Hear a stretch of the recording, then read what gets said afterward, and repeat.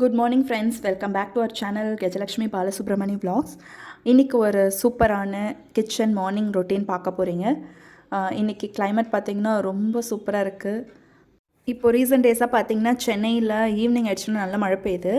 அதுக்கேற்ற மாதிரி நேற்று பார்த்திங்கன்னா சாம்பார் நைட்டு டின்னருக்கு தான் நாங்கள் வச்சுருந்தேன் ஆக்சுவலி. பட் நேற்று என்னோடய ஹஸ்பண்ட்க்கும் எனக்கும் பார்த்திங்கன்னா நல்லா சூடாக ஏதாவது சாப்பிட்டா நல்லாயிருக்கும்னு தோணுச்சு. ஸோ டக்குன்னு சிக்கன் கிரேவி வச்சுட்டு ஒரு சப்பாத்தி சூடாக சுட்டாச்சு. அதையே இன்றைக்கி காலையில் முட்டை தோசைக்கும் சைட் டிஷ்ஷாக வச்சுக்கிட்டாச்சு. ஓகேங்களா. ஸோ இன்றைக்கி குழம்பு நேற்று வச்ச குழம்பே தான் இன்றைக்கி நம்ம யூஸ் பண்ணியிருக்கோம்.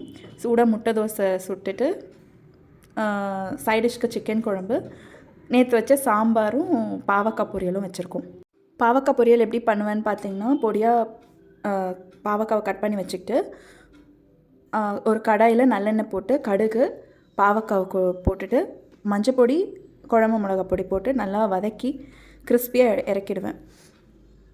உப்பு தேவையான அளவு போட்டுக்கணும். இப்படி பண்ணும்போது நல்லாயிருக்கும். நமக்கு சாப்பாடுக்கு சைட் டிஷ்க்கு ரொம்ப எம்மியாக இருக்கும். முட்டை தோசையிலையும் பார்த்திங்கன்னா பெப்பர் பவுடர் போட்டால் அவங்களுக்கு ரொம்ப பிடிக்கும்.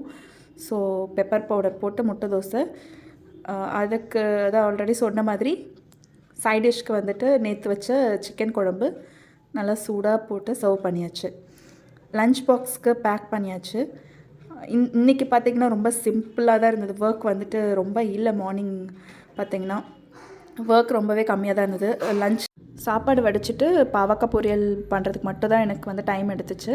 நேற்று வச்ச சாம்பாரை நேற்று நைட்டே நாங்கள் சூடு பண்ணிவிட்டு ஃப்ரிட்ஜில் எடுத்து வச்சிட்டோம். இப்போ எடுத்து சூடு பண்ணி லஞ்சுக்கு யூஸ் பண்ணிக்கிட்டாச்சு.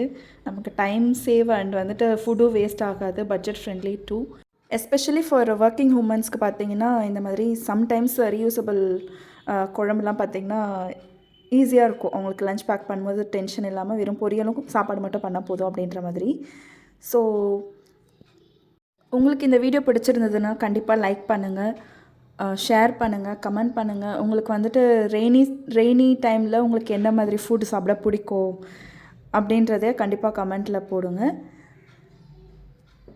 அண்ட் திடீர்னு மழை பெய்யும் போது உங்கள் பிளானை மாற்றிட்டு புது பிளானுக்கு நீங்கள் டக்குன்னு ஸ்விட்ச் ஓவர் ஆகுவீங்களா, ட்விஸ்ட் பண்ணுவீங்களா அப்படின்றதையும் கமெண்ட்டில் சொல்லுங்கள்.